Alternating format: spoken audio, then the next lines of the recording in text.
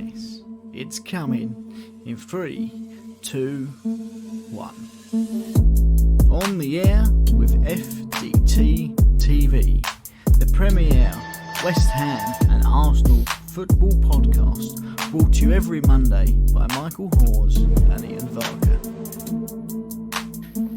Hello and welcome to episode 11 of On the Air with FDT-TV. My name is Ian and I'm joined by... I'm Mike. And we're here to discuss everything football. If you haven't been with us already over the last 2 seasons-ish, then make sure you go over to our YouTube channel. It is FDT-TV. You'll find the Gold Cup. Please go and subscribe. Our aim is to reach 100 subscribers before the end of the January transfer window, which is very quickly approaching. We're getting closer to our goal, but we do need your help to get there, and it is very much appreciated. But how are you doing, Mike? You all right?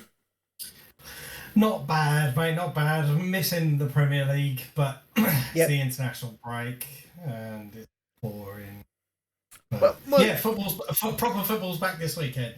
It is. Come on, football. We've got one more England fixture left, which we'll get into a little bit later on. Obviously, I thought the Nations League was to get rid of stupid fixtures like England and Andorra, but who knows what's happened to that? Not me. I don't know. But anyway, I think first of all we should get straight into the last week, or the results of the last week, which we predicted. Let's put my teeth back in there. So we did predict England-Andorra, or Andorra-England, because we were playing away. And we did predict the downfall of our local team, Southend United, who played Chesterfield in the National League. But first, I think we should crack on to Andorra-England. Yep. So I think I predicted a 5-0. Yes, and I also said 5-0, and stupidly I said, just to make things different, I'll go for 4-0. And do you know what? When I was around Mum and Dad's this weekend, just to say hello. I hadn't seen him for a couple of weeks. So I went and said hello, and when I saw the scoreline, I was like, get in, 3 points for me. Forgetting that I'd actually changed my result to 4-0. So I'm a little bit gutted, but you get 3 points, I get a point. Yep. And as you mentioned, Southend versus Chesterfield, it was a game that we both predicted Southend were going to get absolutely tonked in. You said 3-0, I said 3-1 with a little glimmer of hope. I don't know what the fuck I was thinking. They got tanked 4-0. Yep. So it's a point each. So the total points for this week, 4 points to you, 2 points to me. I'll take it. The season totals as follows. Ian, you have now moved up to 13 points. Hey! I am on 17, so it's a 4-point gap.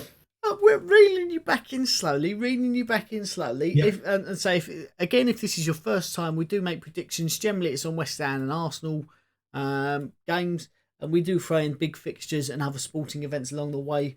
4 points.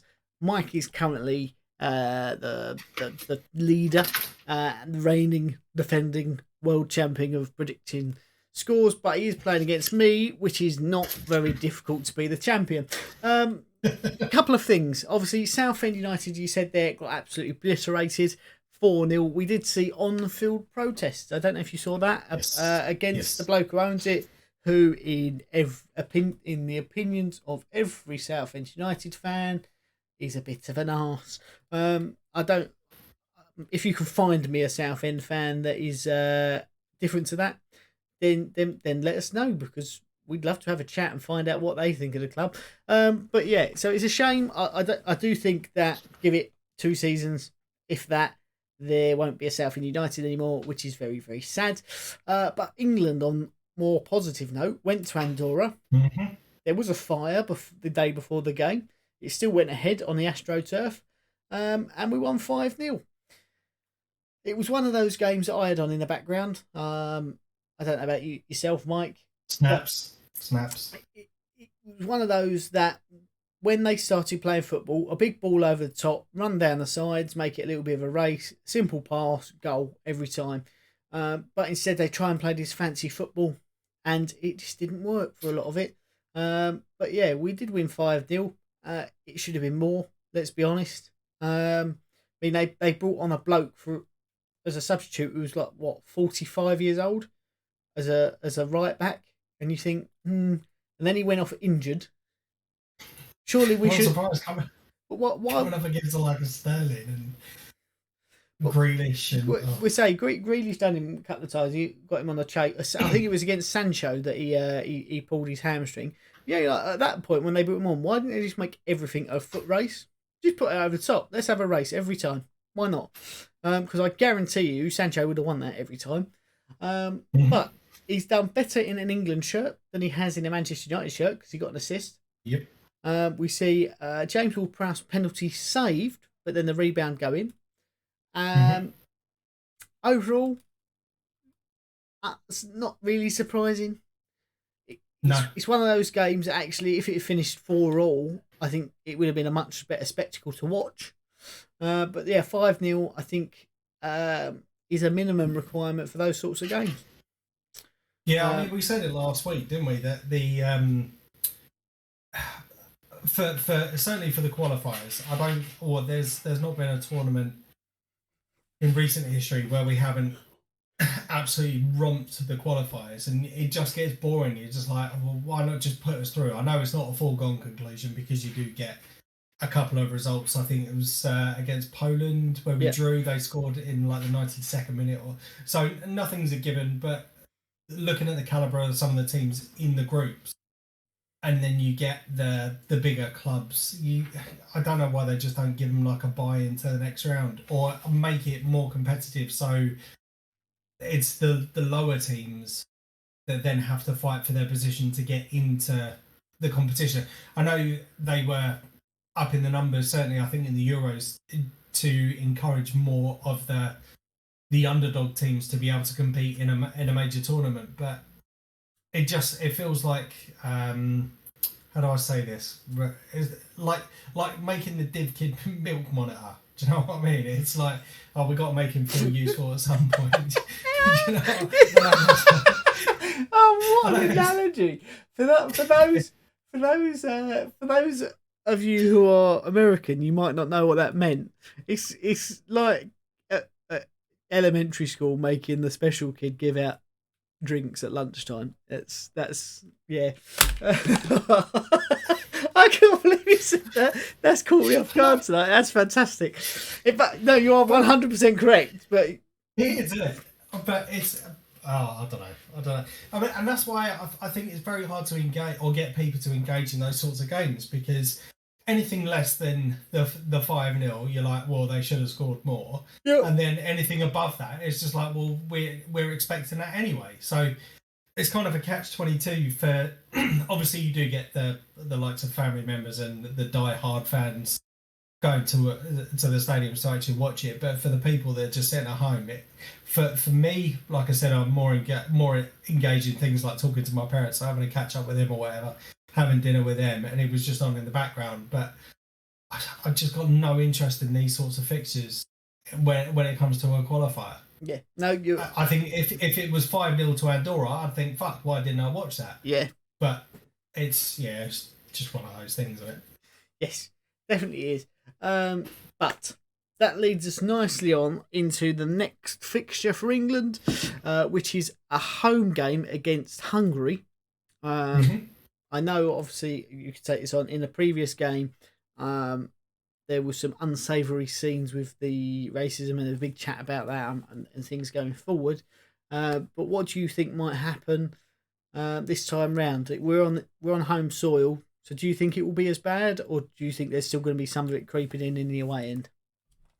There's going to be backlash, I think, from it anyway, from the England supporters. For example, when it comes to like the national anthem, I know there's previous talks about telling England fans, or certainly, it's more the internationals, isn't it? Yes. When the national anthem is being played, that they start booing and stuff. And I think some people need to remember it's not the players that are actually booing. Yes. It's not the players that are given the racist abuse. It's been the fans previously. Obviously, I think they were due to be played behind closed doors in the last fixture, but somehow they managed to get, I think it was like 10,000 kids in, plus guardians and all that sort of stuff. and it all come out saying that there was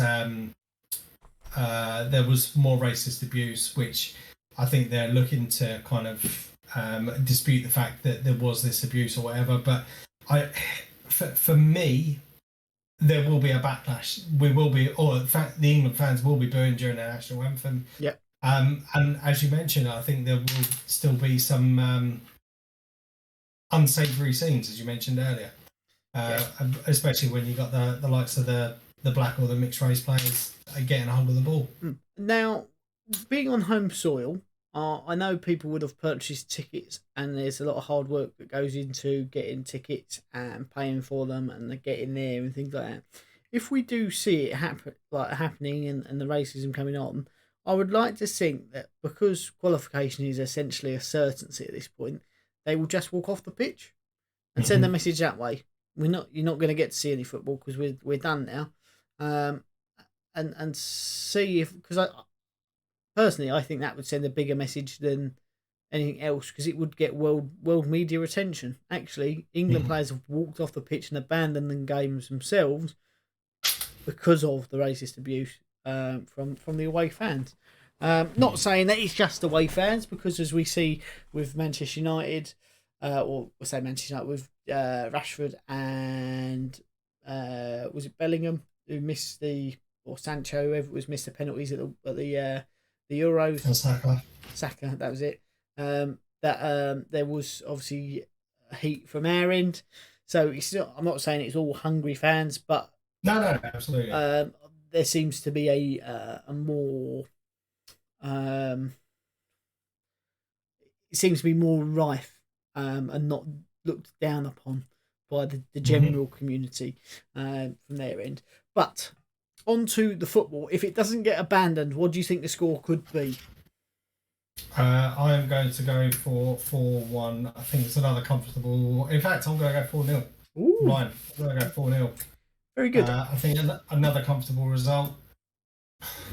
As you said, the qualification is pretty much the certainty at this point. So I think it's going to be a bit of a changed squad. I know there's been a few players that had dropped out initially due to injuries or whatever from the original selections, but yeah, I think it's going to be a nice comfortable win. I put 4-1 originally on my score sheet, and then I changed it before you logged on to 4-0. We won 4-0 away. There was some changes. I think Harry Kane will start, but he's been in awful form. Yeah, 4-0. Let's go 4-0 still. I don't want to change it back again.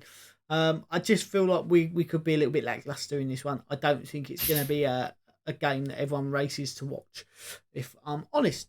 And then we welcome back the Premier League. Yay! We've got 2 fixtures. The first being, when's the first one, Mike? Tell us what the fixtures are. So we've got on Saturday, you have got Everton versus West Ham. Lovely. Or in fact, there might be some. It's one of the days. It's either Saturday or Sunday. It's one of the two. At the weekend, you've got Everton versus West Ham. And then on the Monday night, it's Arsenal versus Crystal Palace. So we are the Monday night football this week. In fairness, I think I would be more looking forward to Arsenal Palace than I will be Everton West Ham. I think that'd be a bit more of an interesting game. But Binners, your Sunday. So Binners, Sunday 2 o'clock. Yeah. So Binners, we are the first kickoff. I will go first. We've had a number of players who have not gone away to their international duties. Vladimir Soufal had a groin injury, so he's resting. They both agreed that it would be better. Antonio, with the logistics of going in and out of different countries and getting back to play, has not gone to the Jamaica squad. Obviously, Declan Rice is away, but he looks like he's probably only going to play against Hungary, which is good. I would hope that he does get a rest, and if I'm honest, I hope he doesn't play against Hungary. I know that sounds a little bit selfish, but he's been playing a lot of football recently. But Everton are under Rafa Benitez, a lot more defensively sound than they were under Ancelotti, although not quite as fierce going forward. I think the biggest danger is Andros Townsend curling in a wonder goal. do we see the start of the nipple? I know Fabianski has played his last game for Poland now, got a guard of honour in it.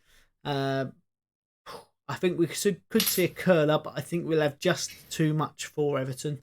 And I've gone 2-1 to West Ham.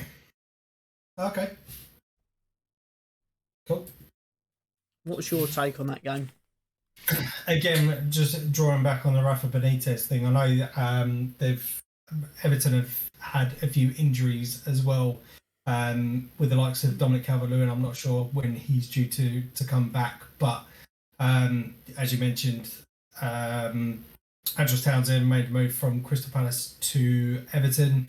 I think he's still got a part to play, and I think he scored the equaliser against Manchester United. He did.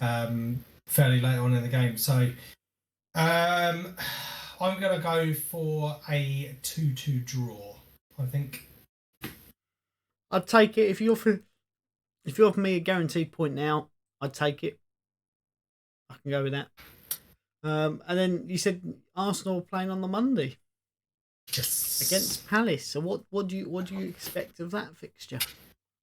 Okay, so Crystal Palace currently sitting in 14th. It's the return of Patrick Vieira to the Emirates Stadium.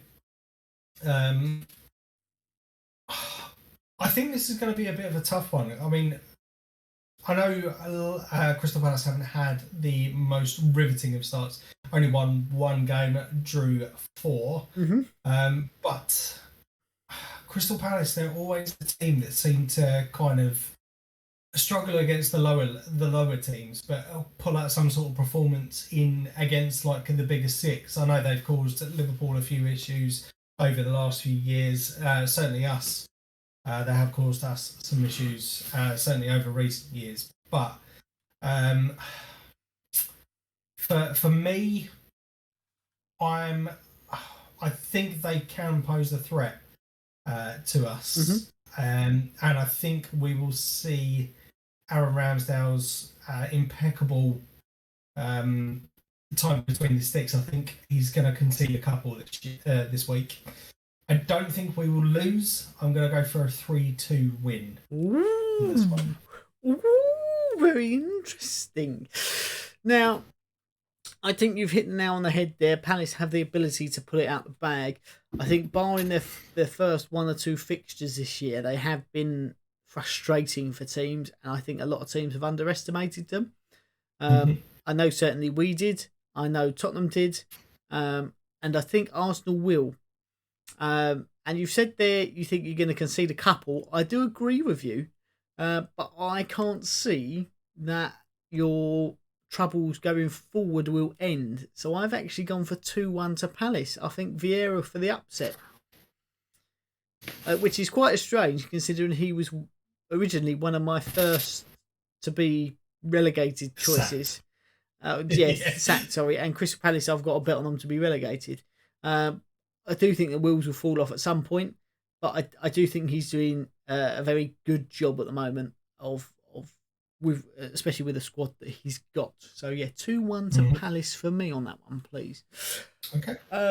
Obviously there is no VAR in international football. I did hear something about UEFA bringing in new equipment for the Champions League and Europa League, which should be good. I think. I don't know. Why have they not already got it in place? Who knows? But that means we can skip the VAR section, even though it is the best intro of the whole show. And that brings us on to the title of the podcast this week, which is New Who Castle. A little bit of play on words there. Just for those of you who like that. I thought it was quite clever myself. So Newcastle, after we finished recording last week, there was this big push on that it's going to be going through and things like that. Something happened overseas with sports channels and Saudi Arabia and this, that and the other. And all of a sudden by like Tuesday afternoon, Amanda Staveley and the Saudi prince had taken over Newcastle for a lowly fee of 300 million quid, which for a Premier League club, I think it's actually a bit of a bargain. especially one with the die-hard support of Newcastle fans. They are there through thick and thin, even though they let their voices be heard. First question, Mike. Will Steve Bruce get one more game, or will he be sacked before the weekend? Get one more game. He get what last game? Now here's the thing. I don't know who Newcastle are playing. What if they go out? What happens if they go out and storm it 5-0? Well, I did. Sorry to cut you off there. I did hear something the other day that the Newcastle Supporters Trust. I know what you're going to say. And it was like something stupid, like 96% of the supporters trust wanted Steve Bruce out. Newcastle have Spurs at the weekend. So there's part of me, obviously, that wants Newcastle to win that game. To be honest, I think give Steve Bruce till Christmas. Now, here's the thing: is Newcastle fans will say that it's very negative football and this, that, and the other. Steve Bruce is playing on what he's got. You think when you look at the outgoings that Mike Ashley had, I think it was 9 million that he'd spent on the club overall, with obviously all the incomings and outgoings of players. So the fact that he's only he's not even been in charge for that entire time, but he's had a pittance to spend. He did bring in Joe Willock, who was fantastic at the end of last season. Managed to bring that in on a permanent transfer.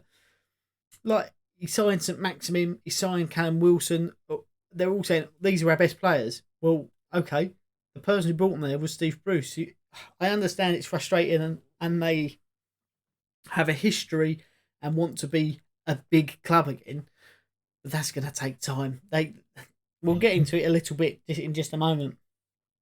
But if they go out and storm a 5-0 victory, I don't see that they can get rid of him after that game. If they get smashed, then yeah, you go, okay, new owners, we gave you a chance, you got smashed out, you go. But no, you can't sign anyone. You've still got that same squad until at least January. But a bit on the Newcastle owners, for those who are interested. Obviously, we mentioned they bought Newcastle for £300 million. Amanda Staveley and PCP, or whatever it is called, has got a very small stake. The main stake has gone to Mohammed bin Salman, who is the main owner. It was like 86% ownership of the club. He is a Saudi prince. He's the son of the King of Saudi Arabia. And his own personal wealth is 315 billion quid. Well, I think that might be US dollars actually, but it's a lot of money regardless. Makes him richer than all of the clubs combined, all the owners combined. However, there has been some concerns raised over the years about his conduct, which seemed to be one of the big hold-ups with this whole battle going through with the Premier League and this, that, and the other. And the concerns about his conduct are the fact that he has been accused, and it has been firmly denied by the Saudi government and obviously himself, that he ordered the murder of a journalist who was negative against the Saudi regime. Which, if it's true, is utterly shocking. However, obviously, we do pride ourselves in this country as innocent until proven guilty. So you can't exactly sort of sell him off already, put him in the bin, because if you was accused of that, you'd want your fair trial. But what do you think is going to be the effect on the Premier League? We see Man City coming in with big owners. Their first signing, I think, was Robinho, if I'm honest, my memory serves correctly, from Real Madrid for like 30 million quid.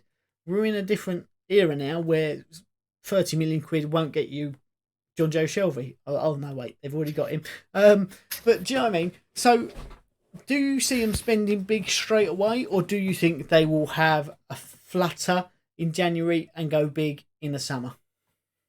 I think a flutter come January.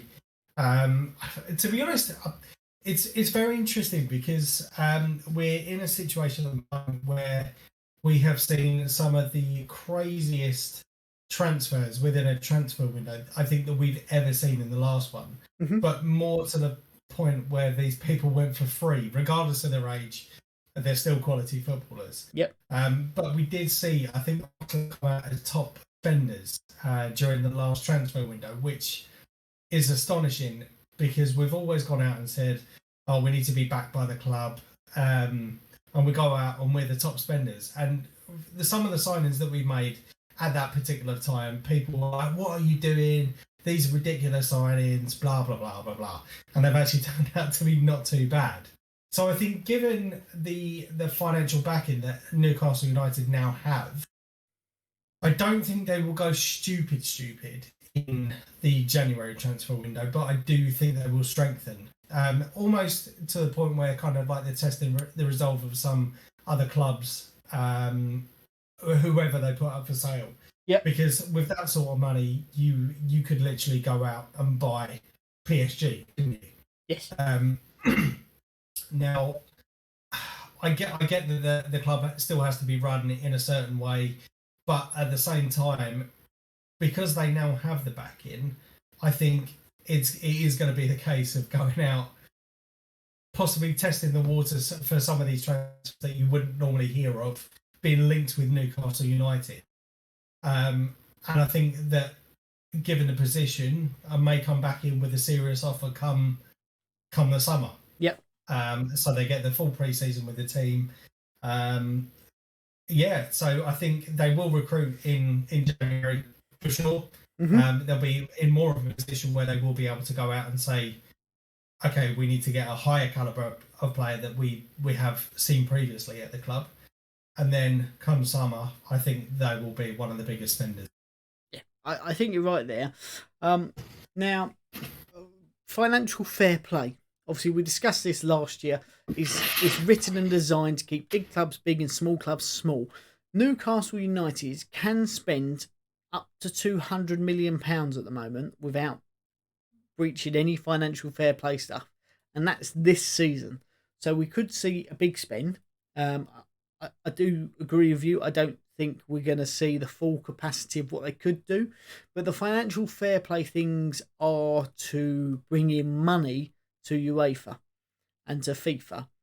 And when you're worth 315 billion quid and they go, we're going to fine you £10 million, that's just the tax of what's going on.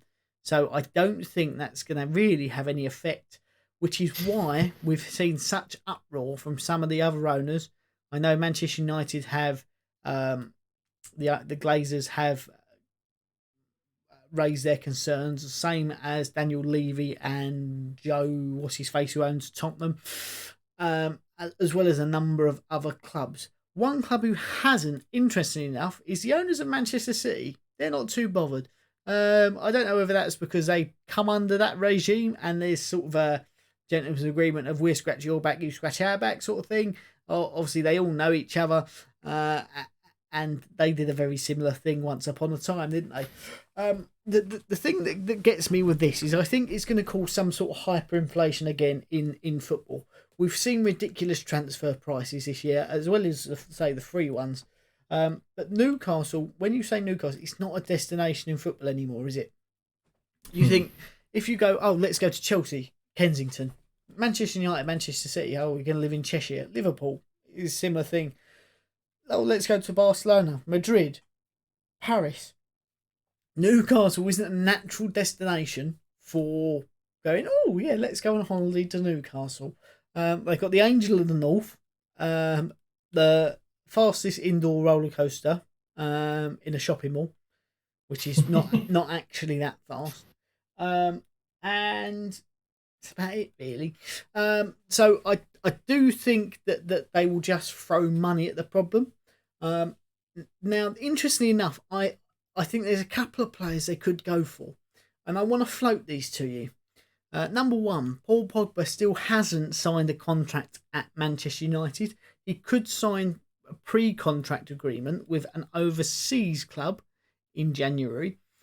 I think Newcastle could throw their name in the hat for Paul Pogba. £12 million a year what he's on at the moment. I could see them going, here's 20. Don't worry about it. It's £20 million a year. You just sign with us in the summer next year for nothing. Similarly, Kylian Mbappe has been linked heavily with Real Madrid.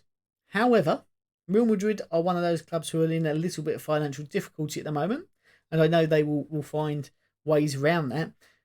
But when you were 315 billion and you've got one of the most up and coming young talents of potentially the next 15 years coming up for a free transfer in January, I think they might throw money at him.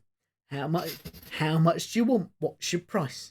And third and finally, next year there is a little buyout clause of £75 million in a certain Erling Haaland's contract. I think Newcastle might trigger that. I think they might even try and do it beforehand and go, oh, here's 200 million quid. Let's have him. Let's be having you. Oh, that was Norwich, wasn't it? That was Newcastle. But yeah, they're three signings that I think potentially they could throw their hat in the ring for. It does cause me concern that West Ham have said Declan Rice is worth 150 million. Because they're one of the clubs now that I think he might turn around and go, all right then, here's 150 million quid. Not great. But yeah, so there's some transfers that I do think they might sort of test the waters with. Yeah. And I completely agree with you. That's kind of the point I was trying to make, is that I think the thing with Newcastle, there's bigger problems that they need to sort out within the club in terms of kind of like their infrastructure, their academy, all that sort of stuff. So I think that's going to be obviously like a progressive thing. But for Newcastle United, they need to kind of start picking up results. I've just seen that they're currently sitting in 18th or 19th. Yes. 19th, which is not where the club want to be. So I can kind of understand from your earlier question that does he get one more game? Yes, I do think that. But there's, I think, a substantial overhaul needs to be done of the current squad. Yes. And I think that would be the immediate looking to kind of fix. And that's what I was saying. But you could go out and possibly have those behind closed doors discussions with the players that you'd mentioned. Don't sign your new contracts, we'll give you blank check, here you go. Yeah. Sort of thing. And it wouldn't surprise me. And it wouldn't surprise me if we start seeing Newcastle kind of towards the top end of the table like we did at the late 90s with the likes of Alan Shearer and Les Ferdinand. Those sorts of players. So they're definitely going to be a team to watch over the next couple of years. But I think this season, with a bit of backing from the new owners, I think they would be looking to reach kind of like mid-table, and then next season, obviously, depending on how the recruitment goes. Yes. I think you are 100% correct. The number one priority needs to be staying in the Premier League. The number two priority is getting a manager in who people want to play under. Is that Conte? Do people want to play under Conte? Is he such a draw? Will we see him try and poach one of the big boys? A Pep Guardiola, a Jurgen Klopp, Pochettino maybe? It's not that I'd put his name in the same ring, but do you know what I mean? They've got to make Newcastle a destination again. They've got the fans. There's no problem about that. They've got the stadium. No problem about that. It's an old-fashioned football stadium that's hard to play at. Do I think Newcastle fans want it to change overnight? Yes. Will it? No. And I think that will be a very frustrating thing for them. Is you can throw money at the problem, as PSG have done to a certain extent, although it's free transfers. Yeah. They've chucked all these superstars together, and actually they're not doing great. So it takes a little while, especially if you bring in a whole new squad of players. If they're not, the contrast being, obviously West Ham have not spent an awful lot, but we've got a very good squad of players and a very good manager who plays a very particular way and goes after those certain sort of players. Same as Burnley. They don't spend a lot. They've got a good manager who plays a certain way, wants a certain work ethic from his players. you buy all the world superstars. Have they necessarily got the work ethic? No. Some of them will. That's why they're superstars. But yeah, I think it's a very dangerous dance to be doing and hanging your hat on. But I do think it will be interesting over the next few years. But in other news in football, an Arsenal target who we did think would potentially be going in January, maybe in the summer. Yves Bissouma, currently of Brighton. He's been a naughty boy, allegedly. Another Premier League footballer who... Sorry, I don't know why footballer was so pronounced. Another Premier League footballer who has been accused of sexual naughtiness, I suppose, is the way to put it. And again, innocent until proven guilty, but it's becoming more and more apparent. And I know a few years ago we had that Me Too movement and this, that and the other, and there was lots of false allegations being thrown about. Not that I'm saying these allegations are false. Obviously, there has to be some due diligence done on that. But where the amount of money that's thrown around in football these days that is made public knowledge, do you think we're just going to see an increase of allegations against people to try and get a quick, here's some money, go away, shut up and drop it? Just because it's not worth the hassle.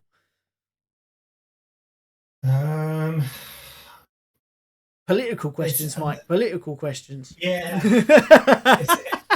It's a very dangerous conversation to have on this subject.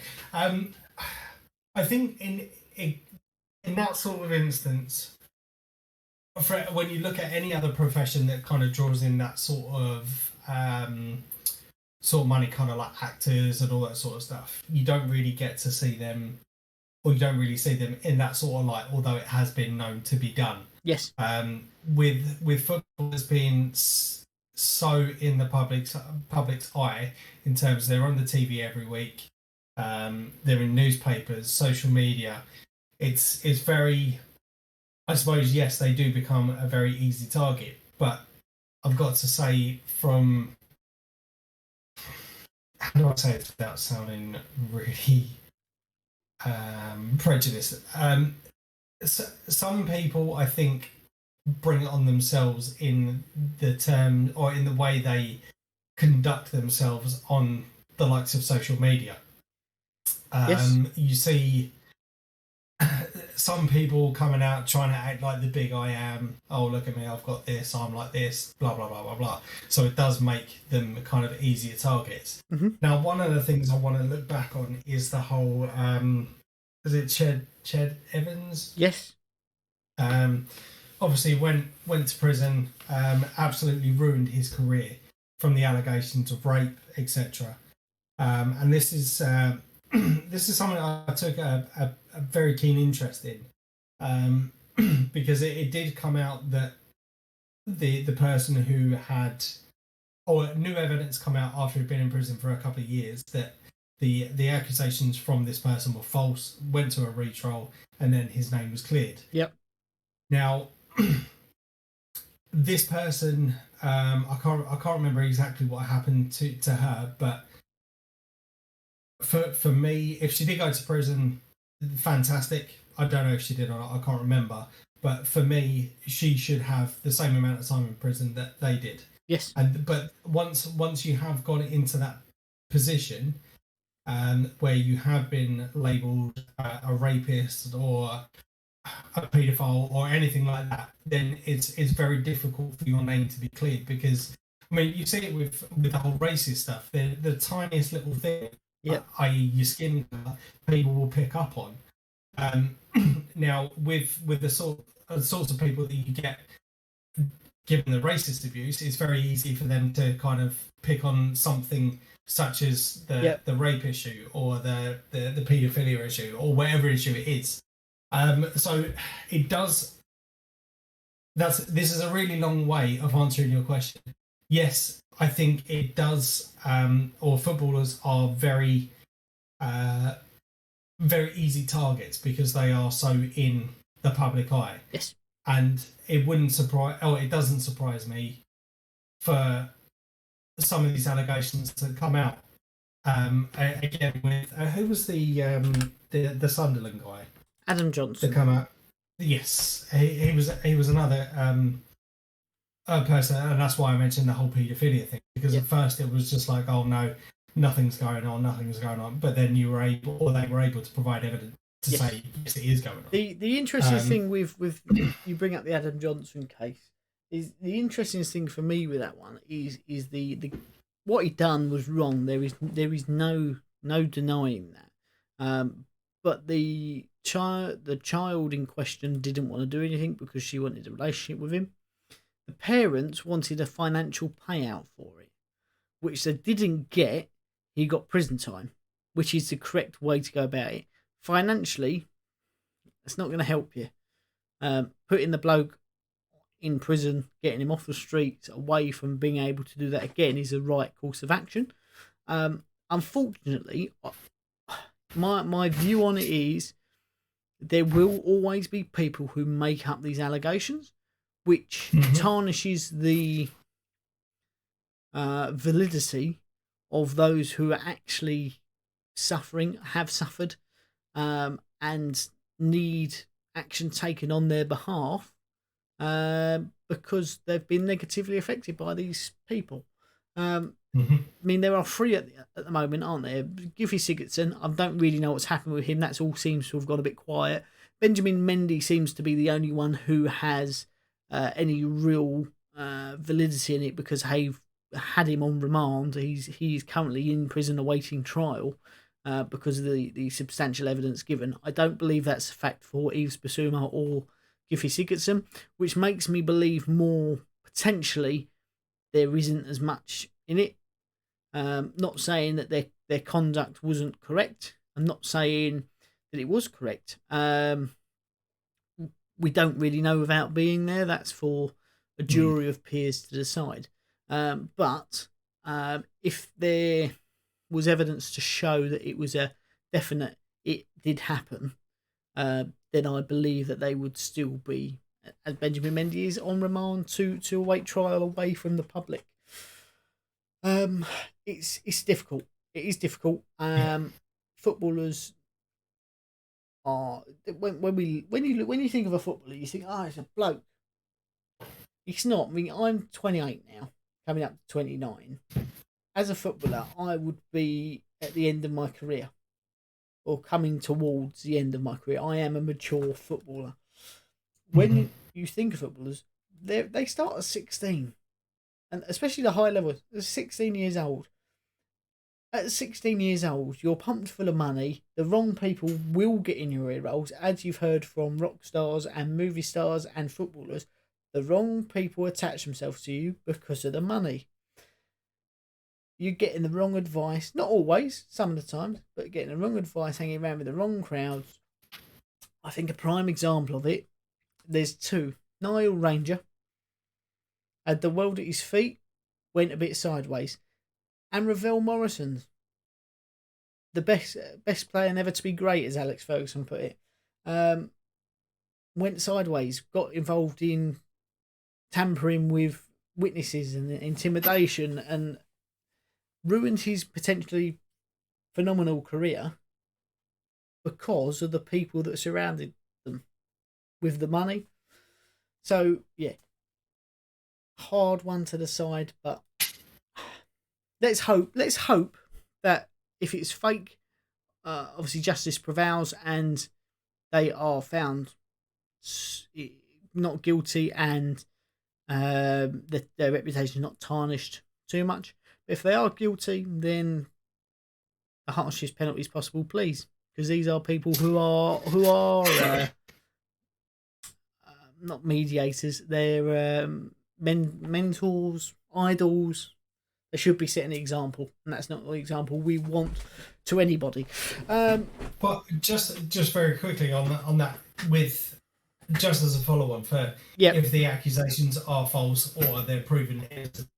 At the same time, I think as much as let them off, don't tarnish their name. My opinion would be you have to tarnish the person that made that allegation. 100%. 100%. That's just my 2 pence. No, I 100% agree with you. If you are making something that atrocious up, then you deserve to be punished for it, because again, that's not a normal behaviour well, I say it's not a normal behaviour. There is some really odd behaviours in modern society. It's not correct behaviour, and again, shouldn't be looked on positively. But enough of the political side of the bloody podcast, eh? Yep. Enough of it. Who's going to be the opening scorer of the England game?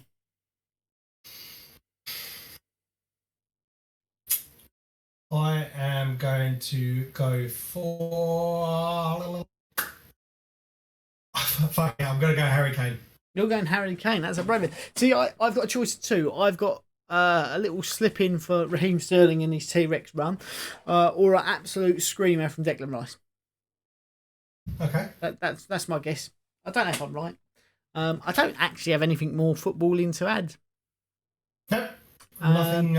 Nothing more from me. So on that note of we've just sort of really given you food for thought, let us know what you think in the comments section below, or get us out on Twitter. Join in the conversation.